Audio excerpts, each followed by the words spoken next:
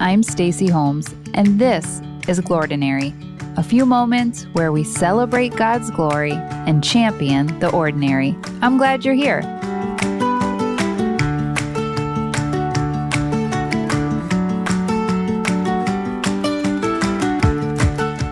Years ago, like last century years ago, I saw the movie Hope Floats.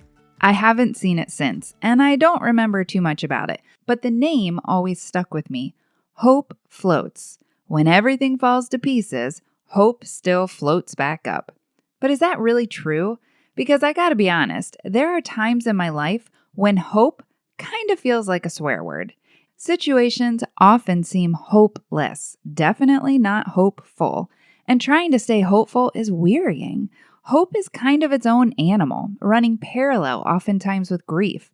It can sting extra hard during those quote-unquote magical seasons, whether that's a holiday season with pretty white lights or just bright blue skies for what seems like everyone else.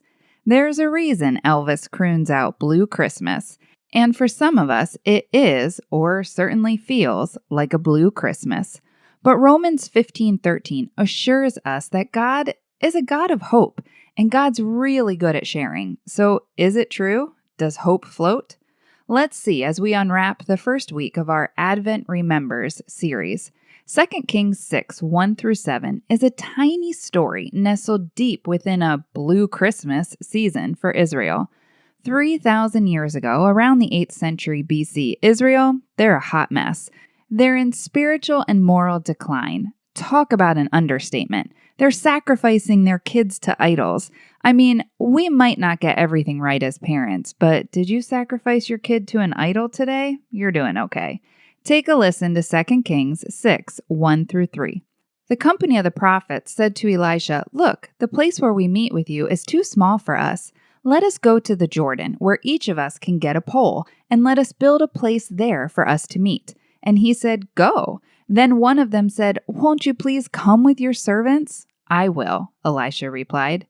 Okay, let's get our cast of Hope Floats characters here. Verse 1 says the company of the prophets, or some versions read the sons of the prophets.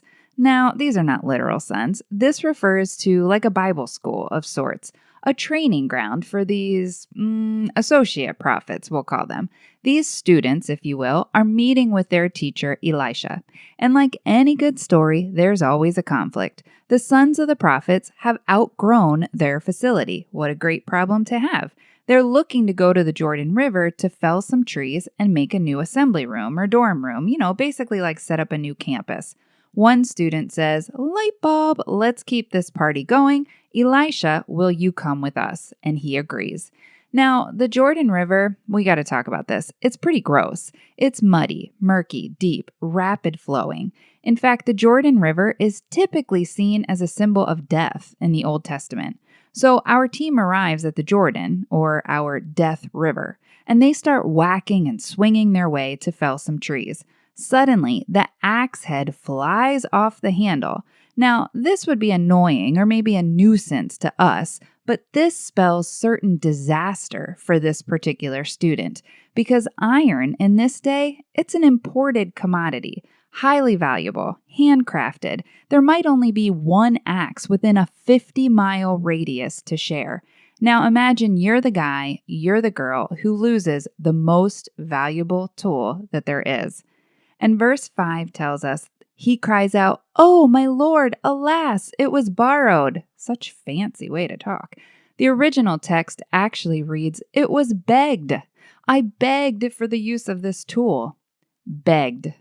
I promised. I put my name to this. It was begged. He will never be able to pay for this tool, and his life will forever be spent in servitude now, in an attempt to pay off this tool that he's lost. This was a significant loss to our friend here. How do I know? Well, that word alas. Alas in the original language, it means a final loss, no expectation of a miracle, no hope. Alas, it was begged. Hopeless. And what do we do when we're long past the point of trying just some positive self-talk? We do this. Verse 6. The man of God asked, "Where did it fall?" And when he, the student, showed him the place, Elisha cut a stick and threw it there and made the iron float. Verse 7. Lift it out, Elisha said. Then the man reached out his hand and took it. Okay, this story, it blows my mind. It's a crazy story, but do you see what's happening here? We've got like this Holy Spirit therapy session in progress. Elisha asks the question, where did it fall? He doesn't ask this to shame or embarrass the student. He wants to get deep with him, to reach into the heart of the matter.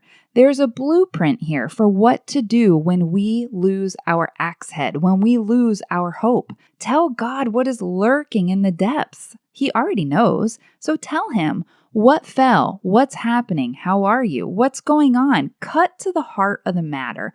My coworker's treating me like garbage. My son won't speak to me. I'm so lonely and I want to be married. Or my marriage is struggling. My thoughts are so negative. I don't want to get out of bed.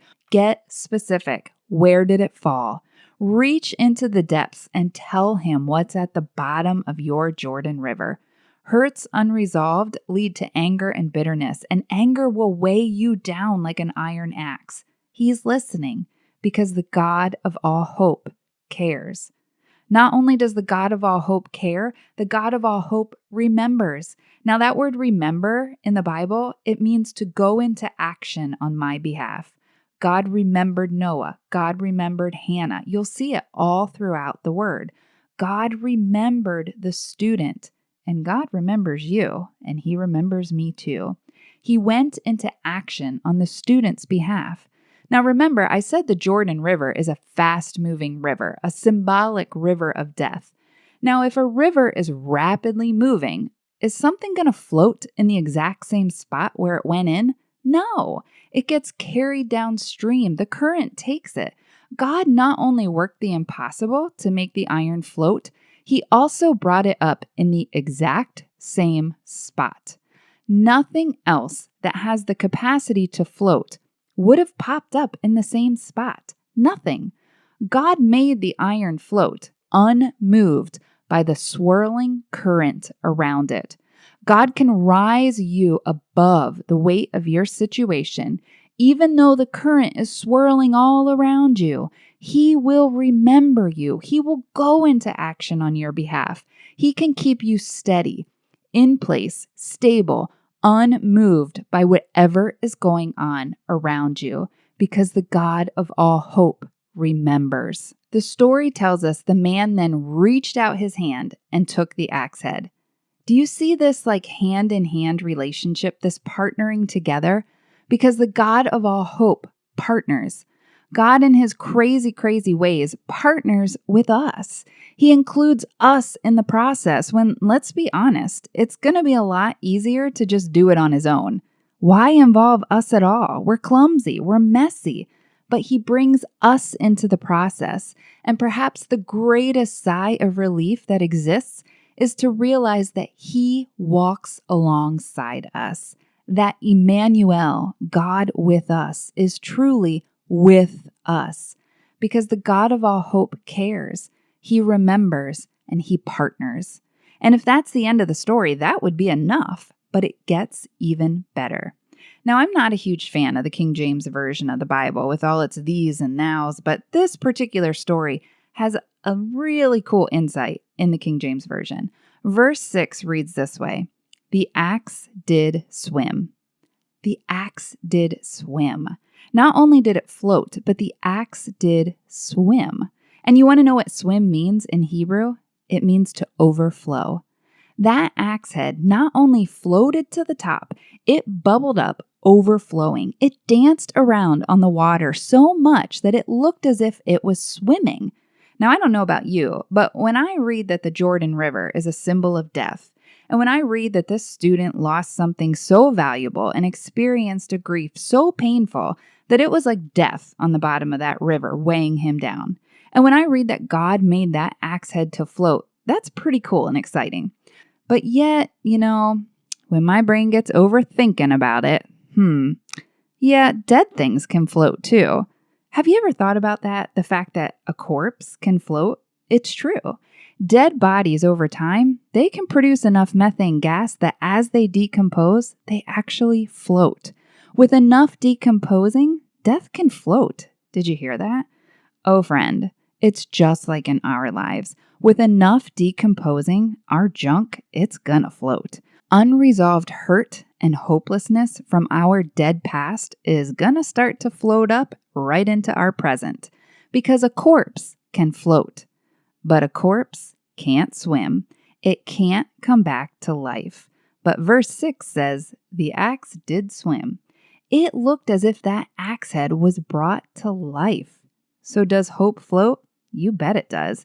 Because the God of all hope not only cares, remembers, partners, he resurrects. Oh, he doesn't just restore. He's not just fixing it, making it better, updating it. He resurrects it. He takes what was and makes what will be. He makes all things new. So if you think your axe head doesn't matter today, let me assure you, it very much does. So no matter what's going on in your life, no matter what is going on in mine, in your Jordan River, in my Jordan River, Advent reminds us the axe did swim because God is a God of hope. May the God of hope fill you with all joy and peace as you trust in him, so that you may overflow with hope by the power of the Holy Spirit. Romans 15:13. Remember, you're not alone in this. I'm praying for you, friend. Have a glordinary day.